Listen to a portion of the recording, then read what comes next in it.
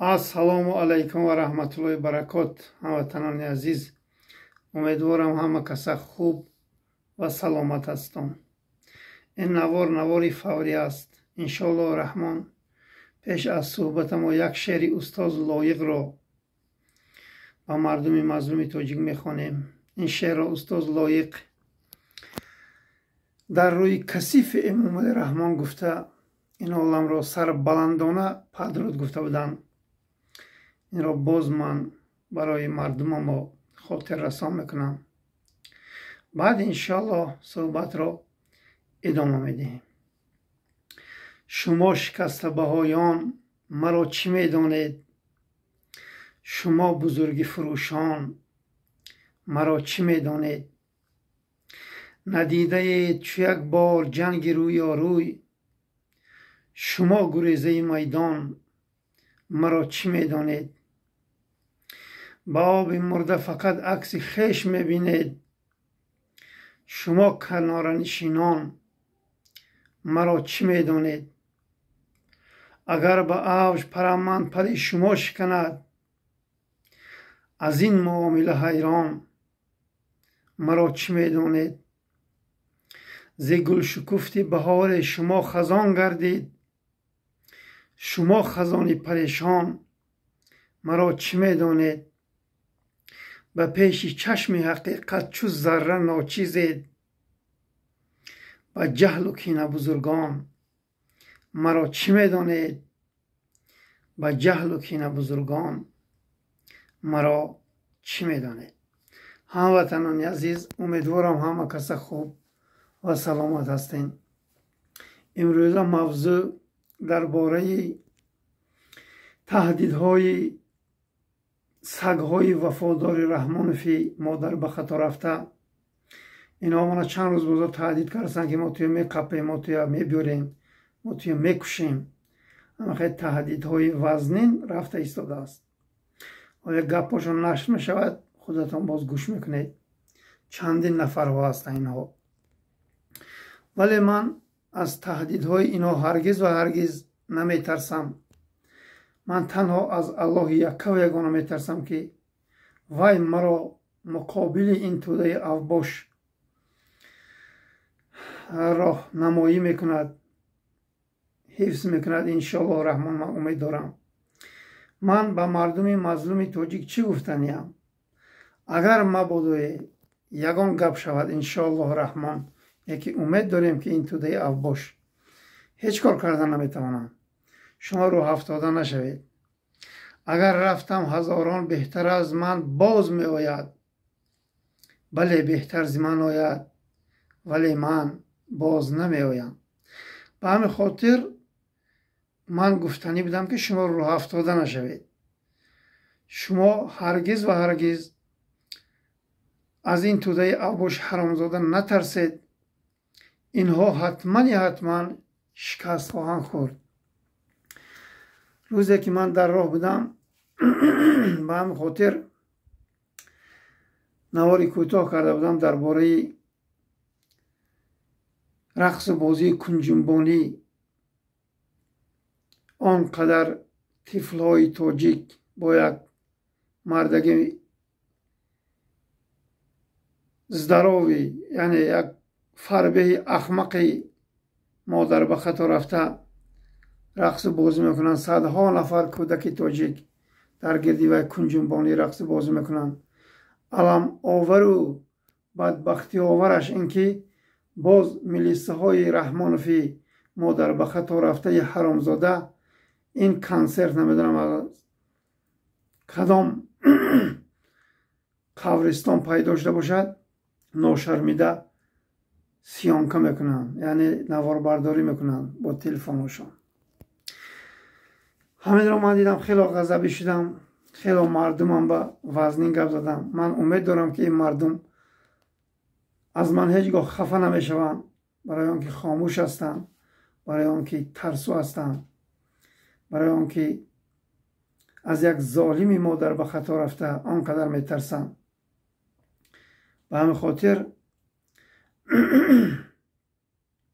ман умедворам ки ин гапҳои ман ба мардуми сарбаланди тоҷик таъсир мекунад و گفتنی هم که این آدمی زاد است. اگر یکم گپ می شود اینها یعنی من از بین میبرم. مثالی گپ شما رو افتاده نباشید، باز جوان ها پیدا میشن که از من بهتراش هستند که بر ضد این توده اوباش انشالله رحمان مبارزه میبرم. من زنگ زده آگاه کردن، ولی من اینجا گفته نمیتوانم آن شخص ها کی بودن که آگاه کردن که مرا باید احتیاط شوم، باید من جام را عوض کنم. ولی من توکلم به الله است. هموطنان عزیز، باید دیگر تکرار میکنم، هزارها جوان تاجیک مردند و رفتند. آنها یگان بر ضد این دشمن ملت، خائن ملت نبودند. آنها به صد ظلم و ستم یعنی عذاب و مشقت کشیدند. در غریبی ها با خواری و ذلت عذاب کشیدند. در بلندی ها افتیدند. آدم کشای روز کشتند. آنها این عالم را پدرود گفتند. آنها این طور میمورند محمد تقایف اگر الله خواهد از دستی این قاتل ها کشته می شود. به همین خاطر من بار دیگر تکرار میکنم، من از یگان بنده روی زمین و جز الله یک و یگانه نمی ترسم. هر انسانی که میخواهد با من مقابلیت نشان دهد، مرحمت یک به یک، من انشاءالله رحمان تیار هستم با وی صحبت کنم، با وی گپ گذار کنم. به همین خاطر از همه تا من یک خواهش دارم که در حق من دعا را فراموش نکنید.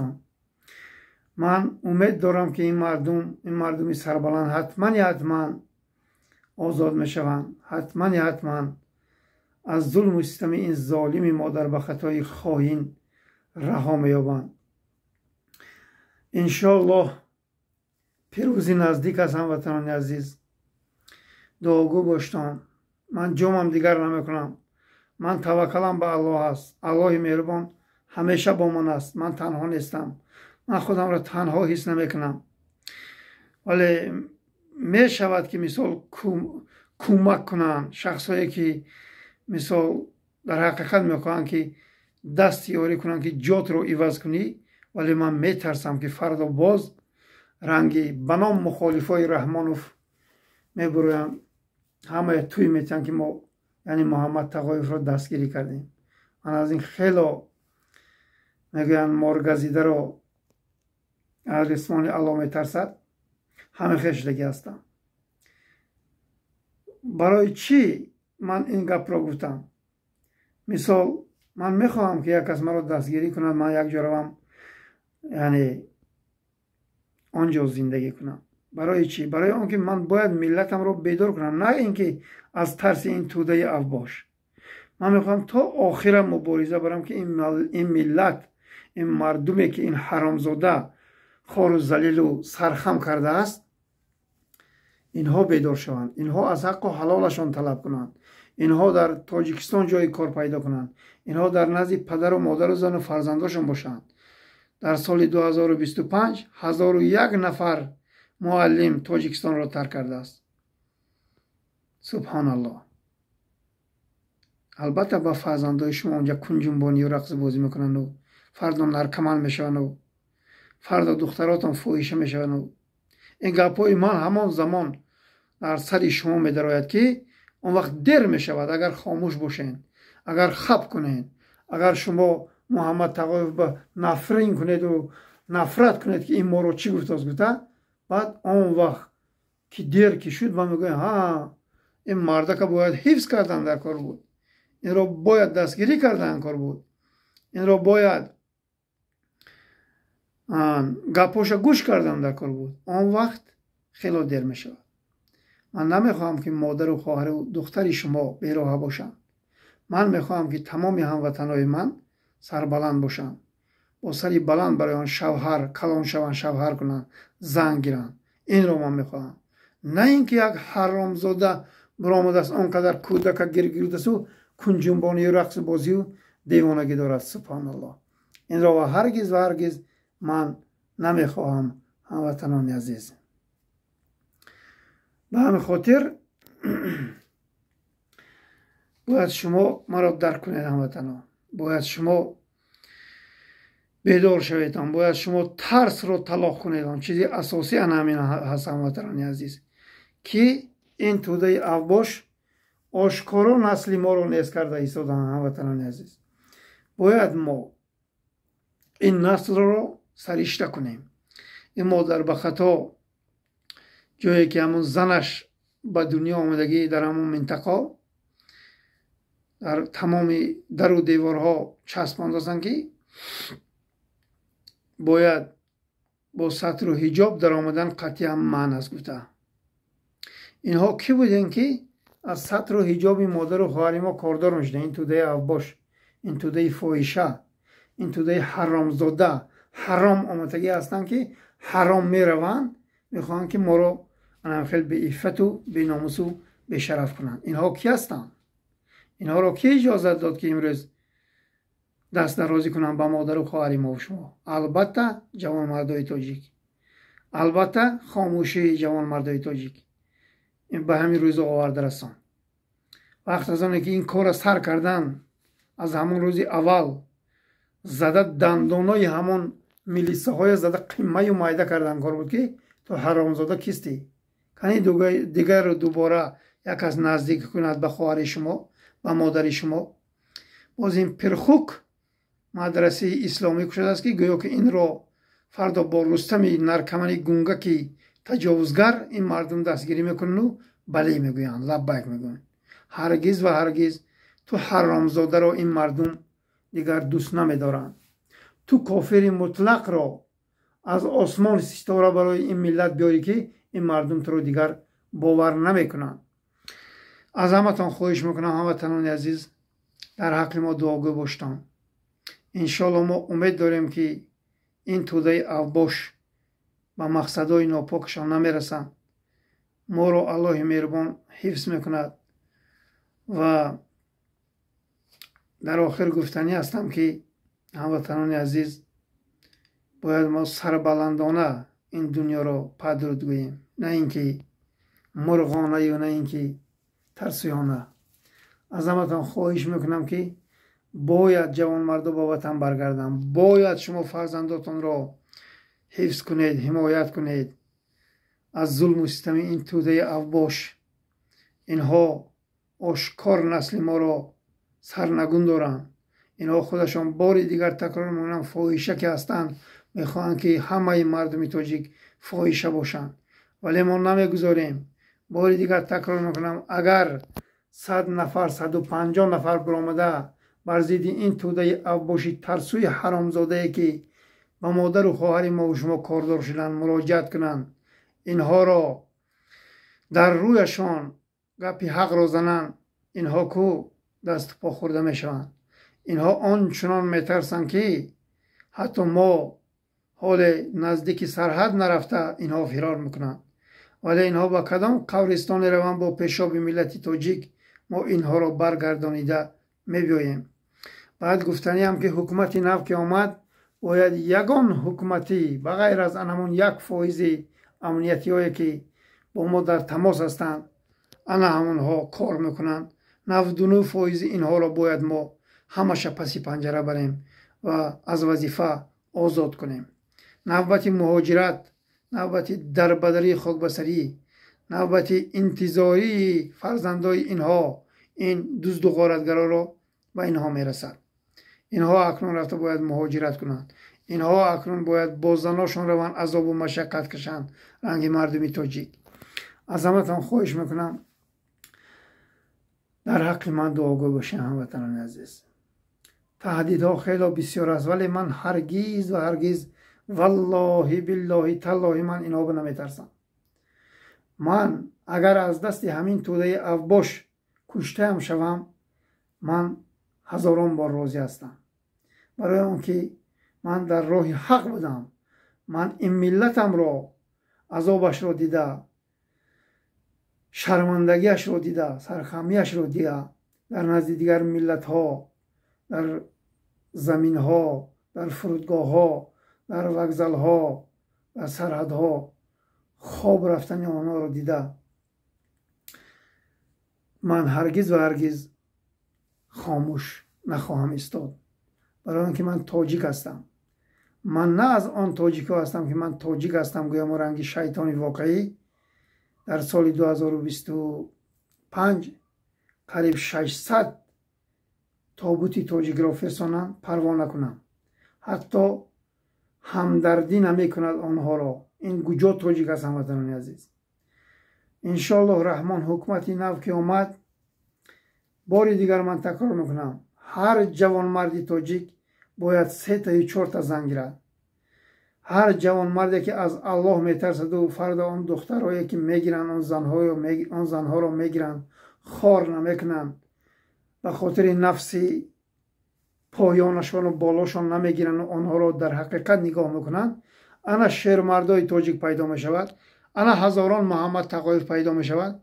و انا نگاه کن که یک نفر نمیارد که گوید که ای دختری تاجیک تو سطرت رو گیر یا رومالت رو گیر یا فلان چیز پوش. یگان کس غیرت و جرأت نمی کند. انشاءالله رحمان ما حتما مردمی مظلومی تاجیک را رها میکنیم. انا همین 4 تا زن گرفتن اجازت است هموطنان عزیز. آزی مادر و خواهر تاجیک خار و ذلیل هستند. اینجا نمیخوام من صحبت با چندین مادر و خواهرها بود برایم اینجا آشکار کنم. این فقط بین ما میماند، بین ما با میماند. این حتما انشاءالله رحمان حکومت که نو شد آنها خوشبخت میشوند. آنها انشاءالله در حق ما هم دعا کردند. آنها حتما جوان مردی خدا ترس را به شوهر میگیرن، صاحبی زندگی و صاحبی شوهری صالح میشوند. به همین خاطر باید ما هموطنان عزیز همه کسا یک جای شویم. ما همه کسا یک جای شویم. این توده اوباش ترسویی کوچک حتما شکست میخورن. بار دیگر تکرار میکنم، من از اینها هرگز و هرگز نمیترسم. برای چی من از اینها ترسم؟ برای چی از اللهی که مرا بنده کرد همینها را هم بنده کرد، اینها را نعوذ بالله دیگر کس نآفریده است. رحمان و این اطرافیانش یگان فرعون و دیگران نآفریده است، اینها را الله آفرید. چرا من این توده اوباشه که الله یک و یگانه من اینها را یعنی به دنیا آورد و اینها را انسان کرد، چرا من از الله نعوذ بالله نترسم و از این توده اوباش ترسم؟ چرا؟ سوال به جوان مردای تاجیک. و همتون خواهش میکنم که بیدار شویتان. سبحان الله. کیفیت مبارزه حال شما نمیدونه. این کیفیت مبارزه عاقبتش چیست؟ عاقبتش توشه آخرت شما است. نه پول شما، نه مال شما، نه زن و فرزند شما، نه پدر و مادر شما برای شما توشه آخرت نمیشوند. توشه آخرت شما گپی حق را گفتن، الله مهربان چیزی که خواست، چیزی که گفت، چیزی که فرمان داد، همه را اجرا کردن است. فهمیدین هموطنان عزیز؟ شما اگر جسور باشین، شما اگر غیور باشین، شما در حقیقت از الله ترسین، بر ضد این توده اوباش برآمده مقابلیت نشان دهین، مهر و محبت زنی شما، مهر و محبت مادر و پدر شما، مهر و محبت فرزندان شما 10 چند اگر زیاد نشود توف درود محمد تقایف گوییم. به همین خاطر حاضر من درک میکنم که تمام جوان مردای تاجیک با همسرا، با خانواده ها جنگ و جنجال، اگر دروغ گویم نویسین که نه لیچکا بنویسین، کامنت و لایکات ما در کار نیست که دروغ بگویی. این برای چی؟ این برای آنکه از یک ظالم ترسیدن، از الله مهربان دور شدن. اگر ما و شما الله یک و یگانه در حقیقت پرستیم، مهر و محبت پیدا می شود که آنچنان آنها را شما دوست می دارید، آنچنان آنها را شما حرمت می کنید، آنها را شما نگاه بین می کنید، هرگز و هرگز این کار را این توده اوباش با نزدیکانشان نخواهند کرد. اینها خدا بیخبرند. اینها از الله دور شدگی‌اند هموطنان عزیز. به همین خاطر سخن حق در روی امام علی شیطان کثیف ظالم گفتن این بهترین است برای هر جوانی که الله خودش را میشناسد، الله خودش را سجده میکند، الله خودش را عبادت میکند. سخن حق در روی رحمان فی پلید این فرض و سنت است هموطنان عزیز. به همین خاطر بیدار شوید. باید ما دیگر این خیلی زندگی نکنیم. باید ما دیگر این خیلی زندگی سگانه را بس کنیم هموطنان عزیز. باید ما در نزدیکانمان سبحان الله زندگی کنیم. در سال 2025 و فکرم 6,000 گفتن یا 60,000 گفتن سبحان الله از شوهرش جدا شده است. این همش چی نشان میدهد؟ این همش دور از زن و فرزند بودن شما رو نشان میدهد.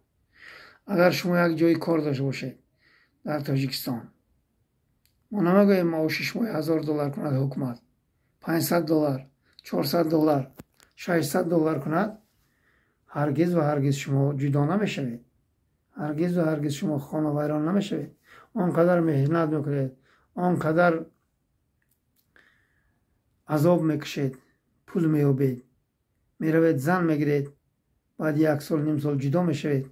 این خیلی علم آور است. این خیلی ضرر جانی شما است هموطنان عزیز. باید شما در تاجیکستان جای کار پیدا کنید. باید شما عائلتان را وقت از آنه که در نزدش هستید، آن وقت مهر و محبت شما زیاد می شود و هرگز و هرگز جدا نمی شوید. جداگی عائله ها سبب اساسیش همین بدبختی مادر به خطایی که 4 میلیون تاجیک را در بدر و خاک بسر کرده است، همین پرخر است. همین است که ما ای را کوز میمونیم. باری دیگر تکرار میکنم که من از یگان سگهای تو نمی ترسم. اینا تهدیدهاشون کو یک و مثل مو هست در نظر محمد تقایف. و همه خاطر بهوده سگاتا گمانه تهدید نکنم. تهدید اینها بیفایده است. فهمیدی؟ اگر من را از بین بریتونم شرمنده تو میشوی، سرخم تو میشوی که یک حکومتی که آنقدر به گفتی خودشان مستحکم و بقوت هستند، یک آدم را کفتن یافتند و به قتل رساندند. در جهان شرمنده میشی. عمر علی کواتفه قتل کردی تا امروزه همه نفرینت میخواند. اگر ما را کشتی هم بیشتر نفرین را انتظار باش، بیشتر لعنت را انتظار باش. باری دیگر تکرار میکنم، من هرگز و هرگز از تو ظالمی که بر ضد خالق خویش گشتگی هستی من نمیترسم. من از تهدیدهای زمینی ظالم نمیترسم. این را فراموش نکن. من از آن تاجیکان نیستم منافق باشم. من از آن تاجیکان نیستم که امروز اگر مرا بازداشت کردند و این همه این کار شدنش ممکن، یعنی دزدیدند و با وطن بردن، من برامون نوار کنم و گویم که من اشتباه کردم بخشش. هرگز و هرگز این خیلی نیست. اگر من بردنی هم باشن، دزدیدنی هم باشن، اونجا باید تهدید میکنن که یعنی فلان گپ بزن و بهمد آن گپ بزن. من یک چیز را انتخاب میکنم، مرا همان زمان کشم پرتاین، عذابم دهین که من راضیم. برای آنکه من هرگز و هرگز قولی که دادم، تفکی کردم، من دیگر این تف رو نمیخورم هموطنان عزیز. رحمانوف 88 بار لفظ و عهدش را شکست. باز میبرد ناشرمیده پاش به لب گور رسیده است. تا امروز را باور نمیکند الله یک و یگانه را این مردم را فریب میکند. من از تنی تو شرم میدارم. من از تنی تو زخم میشوم. من از تنی تو خجالت میکشم که فردا تو چه خیل میمرده باشی. امام علی شریف آنقدر مبلغی که تو دزدیدی، والله بالله تالله هر تاجیک رنگی بوی بچه، رنگی پوستچاه زندگی میکرد، ولی تو این را نخواستی. تو خیال کردی که هزارها سال زندگی میکنی، ولی اشتباه کردی. السلام علیکم و رحمت الله.